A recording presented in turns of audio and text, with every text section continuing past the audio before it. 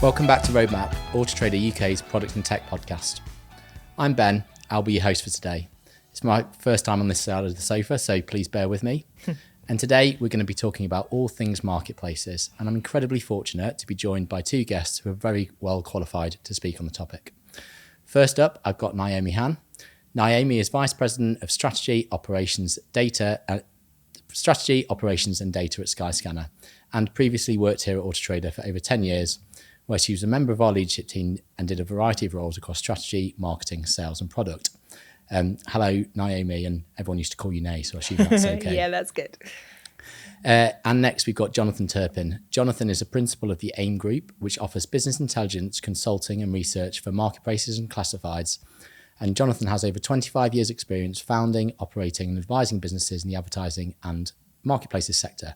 Thank you for joining us, Jonathan. Can I just say I'm super excited to chat about this topic with both of you, so let's get into it. So we'll start with a really broad question. Buyers and sellers have been coming together in various forms for hundreds, if not thousands of years to trade their product. But this has been transformed by in the internet, mobile, e-commerce, all that over the last couple of decades. So Jonathan, what are the conditions that are important for a marketplace to be successful? So, let's kind of maybe just start with what kind of marketplaces there are.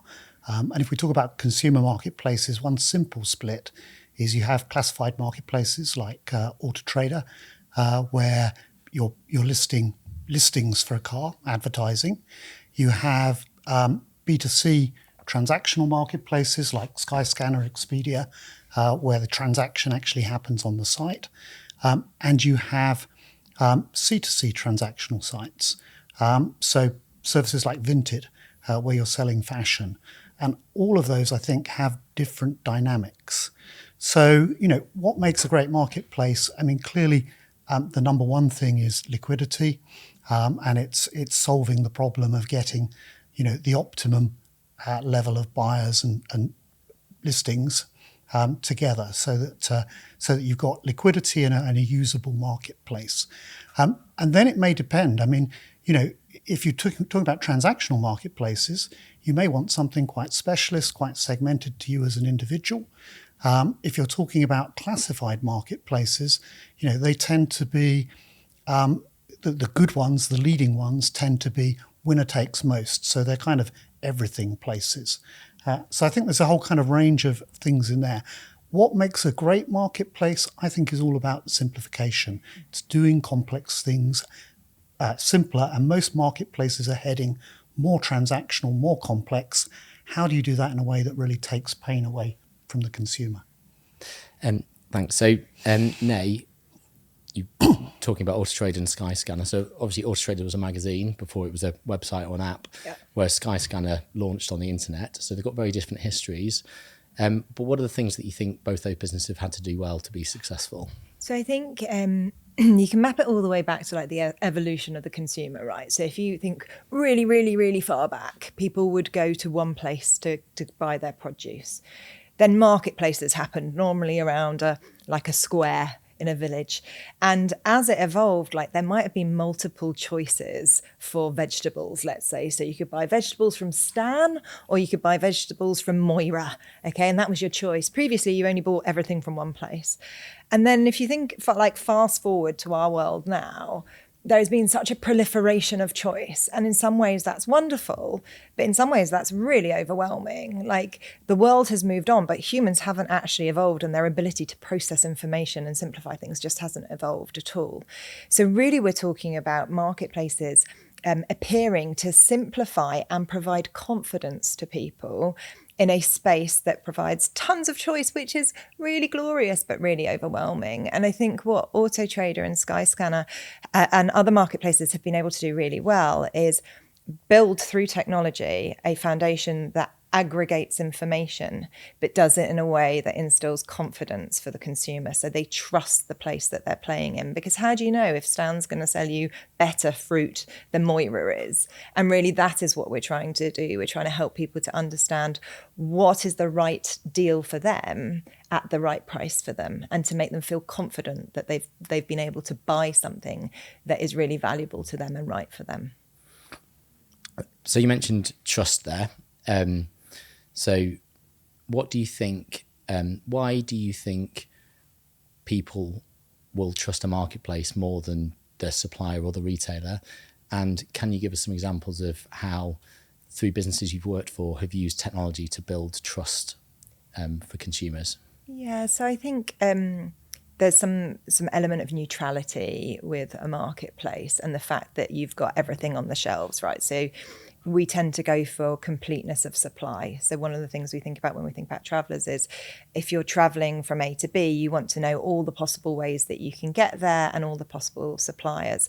And so we aim to have that completeness of supply. We want travellers to come to us and see everything so they can make the choice themselves. And we use technology to allow us to understand, do we have coverage on all of the possible routes? I think the other thing we need to do is make sure that the experience is good and that they have confidence in the data. And that's another thing that we use tech to do. So you can arrive on Skyscanner and you can find a flight with a certain airline to Alicante, for example, and that might say £79 return, right? When they then redirect onto that provider's site, we want that to still say £79 return. We don't want a differential there. There are reasons why there might be a differential, but we want that traveller to know that the price they see on Skyscanner is the price they're going to get. So we use technology to marry up those different things. So it's around allowing people to trust what they see and be confident in what they see. So we do a lot of stuff around that. There's things like our partner quality score, allowing people to do reviews. We also have a team that helps to deal with any complaints that might arise. Now, we don't deal with the transaction, but people often think that they bought with Skyscanner because they did it on Skyscanner. So we do a lot of work when customers contact us and they're unhappy to explain what's going on or to help them. So we have a value called Traveller First. So we really try to think through the traveller's eyes around how we can help them in what is quite a complicated world. But loads of it is leaning into the technology and understanding, can we surface the right prices at the right time? Can we make sure that there are no dead ends on the site? So you're searching for a random airport that neither of us have ever heard of, but we still can tell them either there's a flight there or actually you can't fly there. You have to fly to a different island and get a boat. So it's that completeness of experience and no dead ends as well that's important. So Jonathan, that value of being traveller first, I think that's something we see through a lot of marketplaces, that they can be, more relentlessly consumer focused. Yep. With a position of objectivity. Well, there's always a balance in there. I mean, you've got to serve your clients, the car dealers or the estate agents or the travel agencies. I mean, there's a balance within there. But I think actually, if you focus on the consumer, generally you win out. Yeah. And generally you actually end up serving your clients better. They may not think it initially. And, we've seen things like the good price, bad price kind of guides on car sites. And, what we know is that if you get the price right, it speeds the turnover of the car, which produces, much better ROI on your investment and so on. So quite often the good consumer result, even if the dealer doesn't think it's the right thing to do, will end up in a good result for everyone. So you started to touch on it there, but one of the things we often talk about in marketplaces is the concept of a flywheel. Yeah.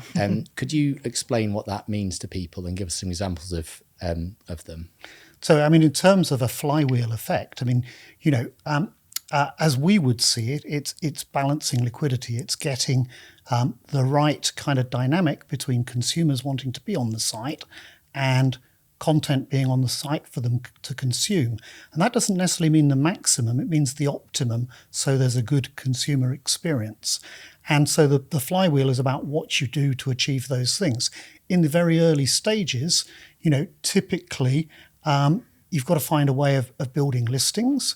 And if we take a good example, Vinted, which is one of the more recent marketplaces, its cleverness around the proposition it built was that the lister didn't pay, that the buyer paid, and actually the fees are elegantly kind of hidden in what's the term they use? Buyer protection fee. So it's not even presented to you as a fee. Very good at getting listers on board And then on the other side of the flywheel, they had to put very substantial marketing in. But what you typically maybe do is you'll take a subsegment of your audience initially, and you'll focus on that and build the traffic in that, and then you'll move on to adjacent audiences, etc. And then there are other ways of wrapping in the consumer to get them to come back. So you want to build loyalty, and there's a whole range of approaches to do that. And the flywheel effect in classified marketplaces is very dramatic, in the sense that, if we take auto marketplaces, you end up almost invariably in developed markets with a winner takes most situation, one player well ahead of the others. Only in the very biggest markets do you see kind of 2 or 3 perhaps similar players at the same scale, and even that's reducing over time. In real estate, you typically have a duopoly of 2 strong players and everybody else, fairly low down. In more competitive markets, it's a bit different. And the flywheel effect, once you get that kind of dominance, then you have a really strong position, and actually everybody benefits because there is one marketplace you can go to. Then the question is, does that marketplace invest to make it better and so on, or does it just ride its pricing power? Vinted is a really good example, talking from a consumer lens here, of just making it easy within a marketplace as well. So I used to, back in the day, sell babies' clothes and try and do that on like local marketplace sites. And it just became really tricky because people would say they'd pay £5 for the Jojo Mammon baby wellies, and then they'd never turn up, right? And there was no kind of policing of that or anything else. With Vinted, what they've done really beautifully is, the interface maybe isn't that beautiful, and the quality of pictures, because they are user generated, may not be that beautiful, but they're really clear. The descriptions are clear. The categorization is clear. There are user reviews, so you know whether you can trust Stan or Moira because someone else has done it before. And then when it comes to as a seller, getting the details of where you have to sell that package to and roughly how heavy that package is going to be from a postage point of view. They've done all the work. They've really done all the work. And then you get a notification when it's been received and a notification when you've had your review done. It's really elegant in terms of thinking of all the barriers that a seller or a buyer might have to using it. So they've done a really good job of building easy functionality, and in doing so, building trust in that marketplace, I think. And so we talked a bit about reviews and trust and all that sort of thing. Maybe a broad philosophical question. Can you build a marketplace and trust that the marketplace will police itself through reviews? If someone gets bad reviews, no one will buy from them, etc. Or do you think marketplaces like Skyscanner, Autotrader, Vinted, do you think they have a role to play in more actively policing the actors on the platform?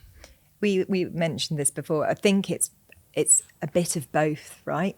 So we all know now the influence of word of mouth has been common for years and years and years and years, but now it's more powerful. So you want to know what the latest influencer has said, or what your mates have said, or someone else who's experienced the platform have said. So reviews are really powerful and valuable. But there are elements, and you were saying kind of more formal elements that marketplaces should be bringing in and using to make sure that there is good practice within it. And that's what will help to feed that flywheel. Like, a flywheel can't be healthy if there's not elements of governance that help to create that trust. So to use one lovely example, I know a marketplace that says that its primary security goal is to make it absolutely free to have your first account and so expensive to have a second account that no fraudster can afford it. And that's their benchmark for how they look at it. And that kind of stuff, the users can't police, are there fake users on the site? You have to have great technology and great methodologies for eliminating that. So there's a whole bunch of things in that direction. Also, there's a huge role for education. I mean, getting people to meet in safe places, for example. Lots of people haven't done that in the States. There are huge safe space schemes because of the dangers of, meeting up, etc. So there's a whole bunch of things that marketplaces can really do to facilitate trust and safety and security around stuff. And I think the good ones are really good at communicating to their audience what safety is about. And that then brings them more audience as well. It helps that flywheel. It really does. One of the things we have a trust team who look at a variety of different things like price accuracy, which I was talking about earlier, making sure that the price you see is the price you get. They also look at what happens once you come off Skyscanner and go down through a flow onto an airline or a travel agent site. Like what are the different practices in that space? Are there things that could be optimized to make that a better experience for the traveller? Ultimately, we want to bring value to both sides of the flywheel. So you have to look after both. You have to think about how do I create a great experience for the consumer, and also how do I bring value for the partner, and how can you help partners to understand? Because we have so many users, we see it at such a high scale that we can feed that kind of information and insight through to partners to help them do better practice. And I know that's something that used to be done a lot at Auto Trailer with retailer education. Like, these are the right things to do. This is the quality of information that you need to give to car buyers so they can make an accurate choice. Yeah, because, feeding that flywheel, we want advertisers the people advertising on our platform to get the best returns as possible. Yeah. So as well as bringing the most consumers to the platform and feeding that flywheel, we also want to use our data and insight to help them create better quality adverts as well, to show them what are good photographs and what are good descriptions and how to lay their adverts out. And what people care about, right? That's what's really important. Which is often not what the advertisers think people it care is. about. Yeah, and that's, I think you were talking about the friction earlier in a flywheel. Like, sometimes the wealth of data and insight that a marketplace will have is different to what a partner or a retailer or whatever it might be on this side has. And so there is that tension between, hey, we have this visibility as a marketplace of everything that's going on, and how would you like to integrate that into the way that you're thinking, because that would be great overall for the ecosystem. So I think that wealth of data is really beneficial, but how you get different partners to absorb it and use it, the ones who do generally will flourish, I think. We often use the term healthy tension when we're talking about product things. Like, we're building products for the needs of multiple different users. They will often not be aligned or be conflicted, but it's good because if you've got people coming together trying to build the best outcome for two different sets of people, you should have some level of tension that you need to navigate, because if you don't, it suggests you're probably pushing too hard in one direction. Yeah, and tension's often created by surprise, right? Because you weren't expecting to be told that bit of insight or to be offered that. And actually, it's really good. And businesses who look at that point of tension and surprise and figure out how they're going to adapt to it and where it's coming from will generally be more successful. We talked a bit about Auto Trader, Skyscanner, property. They're examples of marketplaces that exist in product verticals. And Jonathan, I know you work heavily across property, jobs and automotive. We've also talked about Skyscanner, Vinted, which is more of a horizontal marketplace. Could you help us explain what we mean by the terms vertical and horizontal? So in most markets, the big categories like homes, autos, etc., tend to verticalize. There are some markets where that hasn't happened, and there are some markets where you have those verticals really strongly embedded in horizontal businesses. And probably the three biggest are Avito in Russia, Le Bon Coin in France, and Finn in Norway. And all three of those, for example, lead in the autos category within their markets by revenue, etc. One of the common characteristics of those markets is they have very substantial C2C businesses. So in Russia, I think it's still only something like 20% of cars go through dealers, 80% are C2C. So often there's that base, often there's also a historical reason for it. And what tends to happen in terms of verticalization is if something is big enough, then it tends to verticalize. Or if there is some very specialized need, so for example, electronics, refurbishment, etc., has created, markets like Back Market that are very strong within the space because there's a specialist need. Or if there's a brand reason, luxury brands. So, you get markets for, luxury yachts, luxury cars, luxury watches, etc., where the brand environment is really important. And then increasingly, we're now seeing transaction breaking categories out of the horizontal marketplaces. And that tends to happen at the higher end of product within horizontal marketplaces. So if you think of Gumtree's a bad example, but if you think of a really good horizontal marketplace like Le Bon Coin in France, you will find that certain segments of the more valuable clothing initially have begun to be effectively taken away by Vinted in terms of competing. So you see the kind of the transactional move where you've got a higher value marketplace that's solely transactionally focused begin to take volume away from the horizontals. And what happens with those is that, Vinted, started off very much in clothing. Now, as it's scaled, it's beginning to broaden out into homewares, into electronics, into other spaces. And effectively, it's becoming a broad market. But what it did was win in the one sector first and is now taking those strengths in the model out into other spaces. So whereas some other marketplaces have started broad and then gone deep into verticals, it's almost started as a vertical and is broadening out into exactly. the horizontal. And that's a kind of natural place for it to be. And if you think about it, horizontal marketplaces, the one thing they all have consistently is general goods. Typically, the things you buy at a shop that you're reselling for its second or third or whatever use. And that's the place where horizontal marketplaces are really good. The very high value categories tend to verticalize and they tend to need more specialized treatment. So, what you'll see increasingly on horizontals is differentiated search where they're good at cars, etc., good at homes. You don't tend to need differentiated search for general goods because, it's like going to Amazon, the same search parameters deal with it.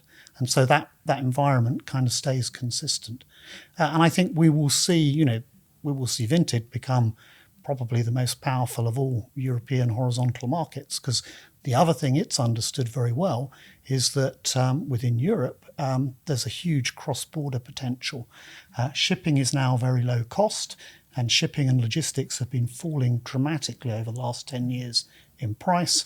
And that's created a new dynamic, which is the ability to buy from anywhere in Europe, actually with not much more postage cost, if any, to get your shipping done. So, Vinted is exploiting, both the ability to expand in terms of categories, but also the ability to geographically exploit a much larger territory. And so now you've worked in two very specialised verticals. One of the things we see in Auto Trader is, as well as our advertising suite of products, we see so much data on the market that we can build data products that we sell to a variety of different people or different customers. Is that something you do within Skyscanner as well? So we have 110 million users every month. We have billions of searches, loads of prices that we go through every day and process. And so there is a level of data and insight that we can provide to different partners for different reasons. So it might be helping them to decide which routes to go after. It might be helping them to decide how to plan an advertising campaign. So there's loads of data kind of available that can be used to help our partners to optimize their businesses better. And that same data is available for us to better personalize or make our products better for our consumers coming in. So that's an important part of our business as well. With lots of different, we talked a little bit about monetisation, transactional advertising, etc. Jonathan, with a fairly broad question, could you give us an idea of the different ways, different types of marketplaces choose to monetise their businesses, and any trends you see in that sector? So if we look at the classified businesses, I think the two big trends within classified marketplaces are that it's increasingly difficult to produce more leads. So monetisation models are heading towards finding ways of getting dealers, estate agents, etc., to compete for a larger share of leads. And we see this as well. Amazon is now, I think, the second largest digital advertising source. Wow. And all of that is merchants competing to be on the very valuable kind of top space. So it's moved on from more to share of, and that's quite important in how you structure your models. The second thing is, everybody is pushing towards transaction. Of course, you're already at transaction in your kind of marketplaces, but there's a view that Classifieds will move more broadly transactional.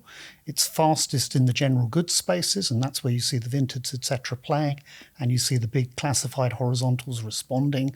So Le Bon Coin, Fin, Avito, Kleinanzeigen in Germany, all of them have transactional models with delivery now that have evolved out of the classified model. And then the auto space, we've seen, briefly we had, because of the pandemic, we had the belief the model was changing. We were heading towards kind of, e-commerce for cars. Everybody's behavior post-pandemic has gone back to normal, but we've still got a drive towards transaction. And what we're seeing in the classified space, and what I think we're going to see the model win out in the near term, is what Autotrader and others are doing, which is a hybrid model, which is a mix between allowing parts of the transaction at the buyer's discretion to be done online. So your deal builder proposition, what we would call a classified plus model, where you go through at this stage to reservation and you can choose the bits you want to do. And that's a natural kind of progression. It's capable of taking much more money out of the market because you're doing a lot more for the dealer, and you're helping them a lot more in efficiency as well. So you're kind of tapping a different pool of money. Whereas listings is about tapping the marketing pool, you're now also tapping the efficiency pool, and you're also potentially tapping the lending pool as well, which is the second largest revenue pool within the automotive dealer space. And now, have you played with different points of the journey that you monetize at? Yeah, more played around with where we can add most value to our travellers and to our partners, right? So the area of travel planning that is really complicated is that, where should I go? Who can get me there? How much is it going to cost? How do I get the best deal for me? So we do an awful lot in that core meta space. And there was a time when we looked at, could we facilitate the transaction? Could Skyscanner, could you do that on Skyscanner? So going down into that where the booking actually happens. And we realised that actually, do you know what? That's not where we play. We are very much at the top, helping people to decide where to go and then providing them with the information so they can get closer to it. And so we went back to allowing our travellers to redirect onto our partner sites once they've made the right decision. Our partners are very good at optimising that funnel for our travellers, giving them the right experience, personalising it for them, segmenting them and moving it through. So we played in that space at a different time. It was also when people were moving more into mobile, so actually we could in many cases offer a better mobile experience at that stage. But as businesses caught up and started investing in their own mobile infrastructure, there didn't seem value necessarily for us to add there. And so that's how we think about it. And I think this is interesting because it's quite different from the classified space, where actually the marketplaces are very capable of taking the journey in a much better way into their own environments. And, if I want to do financing, I want to have my financing sorted across whatever retailer I'm eventually going to use. If I want to get my trade-in done, I want to know what the amount is so that I can use it wherever. So actually there's some real advantages to having much more of the journey on the marketplace rather than on the dealer site. And I think that's a big difference between the two types spaces, of space. So we talked a lot about search, very complex search experiences, whether it's cars or jobs or looking for flights. This is a product and tech podcast, so it would be remiss if there wasn't a question around AI. It's like your 5 a day. You have to talk about AI 5 times a day. We're not doing a good job. So maybe Naomi, you could talk about how disruptive you see that being to the travel space and anything you're doing to experiment in that area. Yeah, and so, we're doing similar to many people. So we're looking at it from kind of organizational, operational point of view. How can you use AI to help from an operational point of view? How can you help from an engineering point of view? And then how can you actually help consumers with genuine unmet traveller needs by using AI? Very early on, we launched something called Vibes, which would allow you to not do your normal search, which is, I want to go from A to B, on these dates, tell me how I can do that. But to actually, I want to search by beach life or nightlife or different types of feeling of a holiday, so a vibe. So we introduced that, and that's being quite popular. It's a very early way of using it.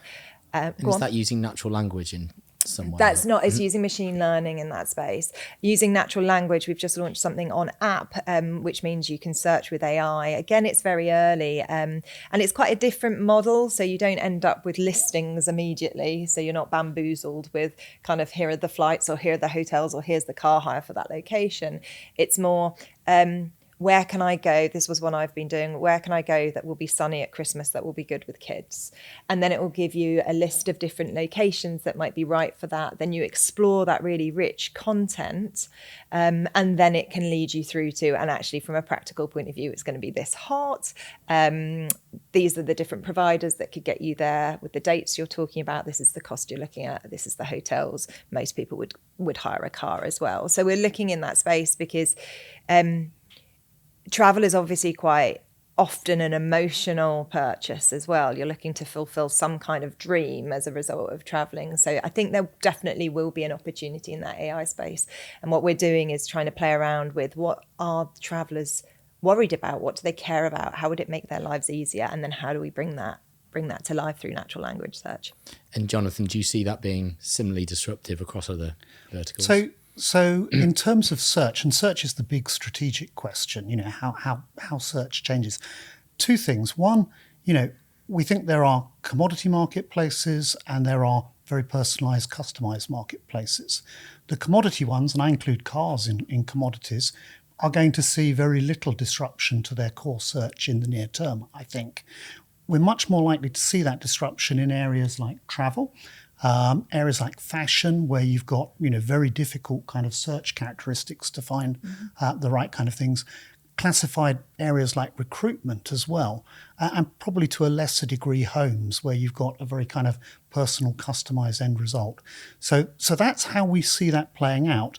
And we think the biggest disruption will come when we get into voice search, and Gen AI is much better at handling voice interpretation.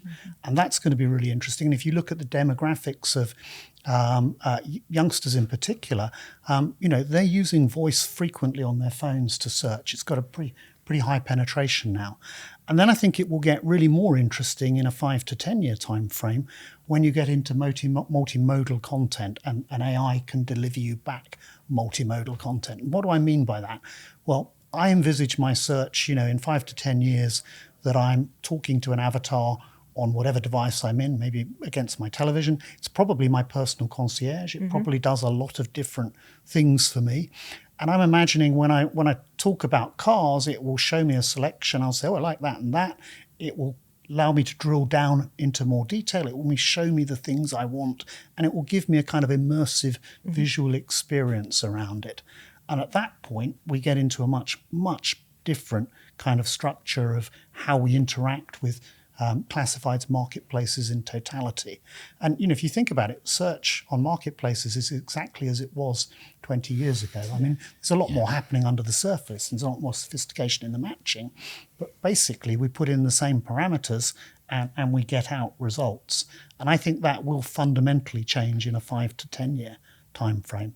But it's going to take a while to come. The tech is not there, and also the data isn't there. I mean, to do these kind of searches, I mean, you know, talk about the travel searches. If you want to have really good travel search, you need lots of unstructured data that's about the places, the qualities of them, the surroundings, etc., that are able to answer the kind of questions people have.